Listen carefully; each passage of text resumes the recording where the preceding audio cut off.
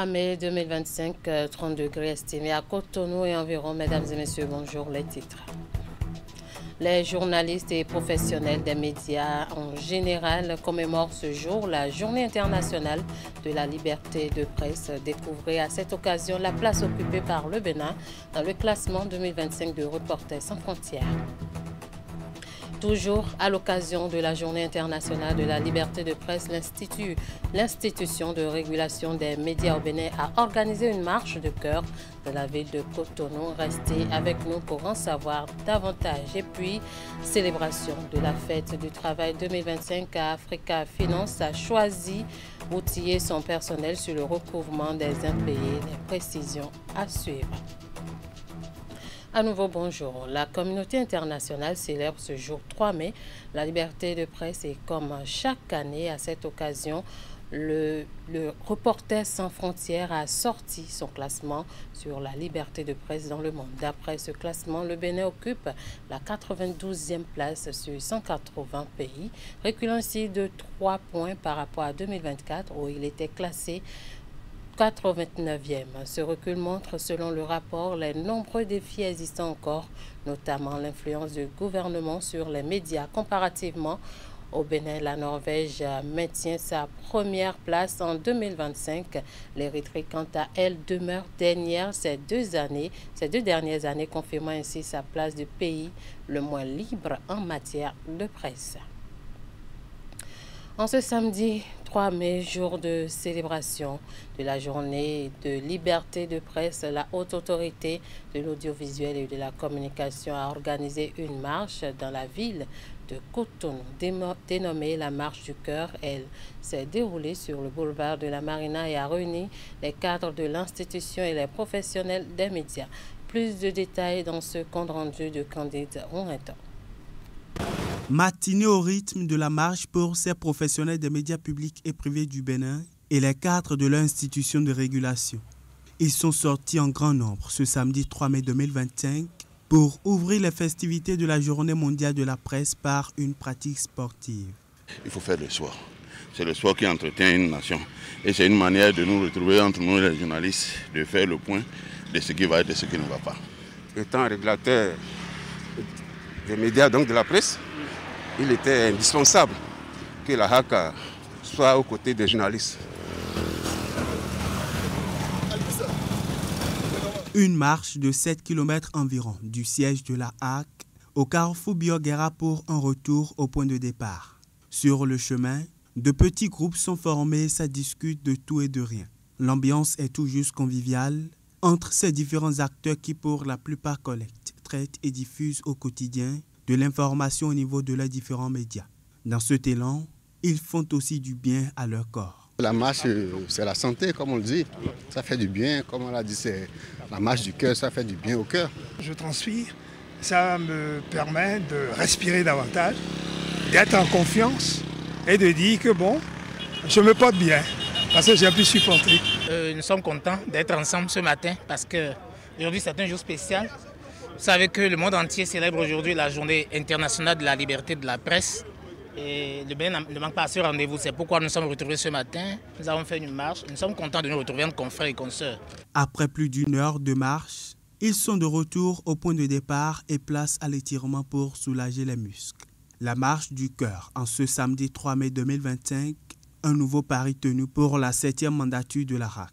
On s'est dit que pour relever ce défi, le défi de la régulation de proximité, il faut évidemment des professionnels en bonne santé et il faut également les maisons de presse en bonne santé, il faut les cadres de la HAC en bonne santé. Après cette marche, les cadres de la Haute Autorité de l'audiovisuel et de la communication et les professionnels des médias vont se retrouver un peu plus tard dans la journée au siège de l'institution de régulation pour la cérémonie officielle de célébration de la Journée mondiale de la presse, édition 2025. Un mot en éducation. Les épreuves pratiques du certificat d'études primaires 2025 sont officiellement connues à l'issue du tirage au sort public. Organisé ce vendredi 2 mai à Porto-Novo, les candidats sont désormais fixés sur les disciplines retenues. Il s'agit de la couture en éducation artistique et la course de vitesse ainsi que le grimpé en éducation physique et sportive. La séance s'est déroulée en présence du ministre des Enseignements maternels et primaires, des cadres de l'administration éducative ainsi que des divers acteurs du système éducatif. Pour rappel, la session 2025 du certificat d'études primaires démarre le 2 juin prochain sur toute l'étendue du territoire national. Le Bénin accueille du 5 au 9 mai prochain la 2e édition du Forum africain sur la recherche et l'innovation FARI 2025. C'est un rendez-vous annuel qui se veut comme l'apport du sous-secteur de la recherche dans le processus de développement socio-économique des États africains. Le thème retenu pour cette édition est la jeunesse africaine, innovation et entrepreneuriat, bâtir un avenir durable pour le continent. En prélude donc aux assises, le président du comité d'organisation de FARI 2025 a dévoilé le contenu du programme. Dr Kolade Josué Azandegbe invite tous les acteurs du monde de la recherche et de l'innovation technologique et surtout la jeunesse à prendre part massivement à cette rencontre de grande envergure. Il est au micro de Florence Bossa. Le FARI 2025 sera axé, marqué par une série d'activités majeures. Vous avez le cœur de l'activité qui se déroulera sur l'esplanade de l'Amazone. Nous donnerons également la possibilité à nos chercheurs, à nos innovateurs, à nos inventeurs de pouvoir, on en a fait une sélection rigoureuse, donc 50 parmi eux viendront exposer le fruit de leur recherche, les résultats de leurs travaux de recherche sur l'esplanade de l'Amazone pendant 5 jours, donc du 5 au 9. Il y a également un aspect touristique. À chaque fois que besoin se fait et que nous pouvons saisir donc cette opportunité, le Bénin saura se vendre également au détour de cette activité. Il y a également une activité majeure attenante donc à ce forum, un concours qui a été fait en direction des startups de la sous-région. Donc sur près de 1145 dossiers reçus, nous en avons présélectionné 3 par pays qui vont compétir d'ici le mercredi devant un grand public, devant un jury international, compétir pour montrer réellement quel est l'intérêt et la pertinence de leurs résultats de recherche. Les 3 prix, c'est le premier, ça sera sanctionné par un chèque de 25 000 $, le deuxième 15 000 $ et le troisième prix 10 000 $. La thématique principale de cette activité, c'est bien la jeunesse africaine qui est au cœur de ce processus-là de développement à travers donc, la recherche scientifique. Sont attendus à Cotonou d'éminentes personnalités du monde scientifique, d'éminents acteurs du secteur privé, tant africains qu'internationaux. La conférence inaugurale qui sera dite dès le premier jour nous sera donnée par l'ancien Premier ministre, M. Lionel Zissou, économiste financier de renom, qui n'est plus à présenter, bien entendu. Mais nous attendons également d'autres éminents professeurs, académiciens, des chercheurs de renom qui viendront d'un peu partout pour débattre de la question de recherche, de la contribution du sous-secteur de la recherche au processus de développement de nos nations. Je voudrais en premier lieu remercier son Excellence, le chef de l'État, le président Patrice Talon et tout son gouvernement, l'ensemble des ministres d'État et ministres qui nous accompagnent, qui nous coachent, qui nous donnent leurs orientations pour réussir cet événement. Africa Finance outille son personnel sur le recouvrement des impayés à l'occasion de la fête du travail. La formation de 3 jours va permettre aux participants de cerner les stratégies pouvant leur permettre de mieux exercer leur mission. Également au menu de cette célébration, une séance de don de sang au profit du personnel et des clients de l'institution financière. Ingrid. Lorsque nous avons confiance en vous et nous mettons les crédits à votre disposition, veillez bien les rembourser pour le bien de toutes les institutions de microfinance au Bénin. Les impayés, l'un des plus grands maux qui mine les institutions financières au Bénin. Et Africa Finance n'est pas épargné. En ce jour, jeudi 1er mai 2025, où le monde entier célèbre les efforts des travailleurs, l'institution mutualiste d'épargne et de crédit outille son personnel sur le recouvrement efficace des créances en un pays. Vous savez, en tant qu'institution de microfinance, nous avons vraiment ce défi de recouvrer les fonds mis à la disposition du public. Et de plus en plus, nous notons qu'il y a les impayés qui semblent plonger les institutions que nous dirigeons. C'est pourquoi aujourd'hui, 1er mai, qui devrait être normalement juste pour la fête des festivités, nous avons décidé vraiment conscientiser le personnel, les amener à mieux comprendre que les fonds que nous mettons à la disposition du public, de la population, doivent revenir. Amener ces acteurs à intégrer les règles encadrant la fourniture et la garantie du crédit et le recouvrement des impayés dans le contexte des systèmes financiers décentralisés. Ainsi se décline l'objectif de cette formation de 3 jours. Pour sa réussite, Africa Finance a dépêché un expert pour conduire les débats, une initiative dont se réjouissent les participants. Je félicite la directrice générale de Africa Finance et en même temps notre présidente au niveau de l'association professionnelle des systèmes financiers décentralisés au Bénin pour cette belle initiative. Et donc c'est un défi majeur et je pense que la directrice générale a trouvé juste l'accord de former son personnel. Nous avons beaucoup d'attentes. La première attente, c'est de réduire considérablement les impayés et changer le comportement des agents sur le terrain lors des méthodes de recouvrement, puisqu'il y a des méthodes de recouvrement qu'il faut éviter. Donc il faudra donc qu'ils s'approprient cela, qu'ils adoptent de meilleurs comportements. À part cela, nous avons des attentes de l'amélioration de notre portefeuille de crédit. Toujours dans le cadre de cette célébration, Africa Finance a également initié une séance de don de sang au profit de son personnel et de ses clients. Toujours le jeudi 1er mai, 8e édition et les trophées de l'entreprise s'est tenue. Euphoria Afrique Impact a primé 15 promoteurs d'entreprises. L'agence de communication et d'événementiel a célébré le mérite de plusieurs chefs d'entreprise et directeurs de structures publiques comme privées pour leur contribution au développement de la société dans leur domaine respectif. La Société béninoise d'énergie électrique SB2E fait partie des récipiendaires de taille pour cette édition. La cérémonie de remise des trophées s'est déroulée à la salle de conférence de la Cour d'appel de Cotonou. Teddy Goudalor, Henri Ganti.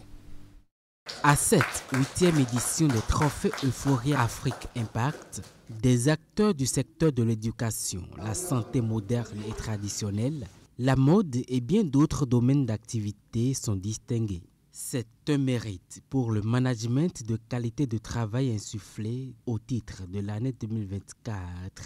Au nom de tous les lauréats, je vous remercie sincèrement pour cet honneur. Nous nous engageons à être dignes de cette distinction et à continuer d'œuvrer avec passion et détermination pour un avenir meilleur. À mes chers nominés de la 8e édition, vous êtes juste spécial, rien que des personnes merveilleuses. Je le dis d'autant plus que la chaleur que nous avons partagée à nos rencontres fut pour moi inoubliable. Les entreprises nominées sont identifiées à travers un processus rigoureux et sont classées en 2 catégories, Top Manager et Manager Diamant 3 étoiles. Parmi elles, la Société béninoise d'énergie électrique SBEE. Les bons et loyaux services rendus aux Béninois, en l'occurrence le management de qualité et des changements positifs, ont valu cette distinction de la société. Nous prenons cette nomination-là comme étant un encouragement. Ça fait 16 mois que Eranov gère aujourd'hui le service public d'électricité au Bénin. Nous sommes en train de réorganiser pratiquement toute la société. Aujourd'hui, nous avons créé 10 directions régionales qui couvrent l'ensemble du territoire pour nous rapprocher des clients. Déjà, l'amélioration, la satisfaction client, la démarche qualité que nous avons observée à leur niveau, c'est ça que nous avons noté à notre niveau et nous avons dit pourquoi ne pas récompenser au cours de cette édition Eranov à travers son directeur général et le directeur commercial. Euphoria Afrique Impact est une agence de communication et d'événementiel qui a à son actif 15 années d'expérience. Cette initiative mise sur pied vise à distinguer toutes les personnes qui s'illustrent de manière particulière dans leur domaine d'activité et qui impactent positivement la société béninoise. La ville de Parakou abrite depuis lundi 28 avril 2025 une rencontre du cadre de concertation des aires linguistiques Batonou, Bo et Yoruba. L'initiative émane de l'Agence béninoise de gestion intégrée des espaces frontaliers ABGF qui a réuni dans la cité des Koubourou des délégations venant du Nigeria et du Bénin pour environ une semaine. Objectif, renforcer les liens séculaires existants entre les peuples et promouvoir la paix ainsi que la cohésion sociale. L'ouverture de l'atelier s'est effectuée en présence du préfet du Borgou, du DG ABGF et des personnalités de la République fédérale du Nigeria. Ulrich Abalo, Socrata Dantodé. Les membres du cadre de concertation des aires linguistiques Bariba, Bo et Yoruba du Bénin et du Nigeria se sont donné rendez-vous à Parakou. La rencontre s'inscrit dans le cadre d'une série d'activités transfrontalières réunissant des délégations en provenance de la République fédérale du Nigeria et du Bénin. Prévue pour durer 6 jours, elle constitue, selon Jibril Maman Sissé, préfet du Borgou, un creuset favorable à la promotion de la paix durable. Ces cadres de concertation transfrontaliers sont des moyens adéquats de renforcement de la coopération transfrontalière pour une meilleure riposte aux défis liés à la sécurité, au commerce, à la gestion des ressources naturelles, à l'éducation et à l'emploi des jeunes. Le directeur général de l'Agence béninoise pour la gestion intégrée des espaces frontaliers, ABGF, s'est estimé heureux d'assister à cette rencontre de haute portée. L'initiative portée par la structure dont il a la charge est, selon Adam Yessoufou, la preuve de l'unité et la cohésion qui existe entre les communautés Batonou, Bo et Yoruba du Bénin et du Nigeria. Les communautés Batonou du Bénin et du Nigeria sont unis par des relations séculaires. La rencontre qui débute ce jour est le signe de cette union qui a toujours existé et qui va se poursuivre. Représentant les maires des communes frontalières du Bénin, Simon Adebayo Dinan, le maire de Pobé, salue la démarche de l'ABGF. À travers ce creuset mis sur pied, les liens entre les communautés installées de part et d'autre des frontières terrestres des deux pays voisins seront consolidés. Je voudrais, au nom des populations des espaces frontaliers, remercier les structures en charge de nos frontières, l'Agence béninoise de gestion intégrée des espaces frontaliers pour le compte du Bénin et la Commission nationale des frontières NBC du côté du Nigeria. Prévu pour prendre fin le 3 mai 2025, cette rencontre qui se tient dans un hôtel de la cité des Koubourou connaîtra 3 panels importants portant respectivement sur chaque aire linguistique.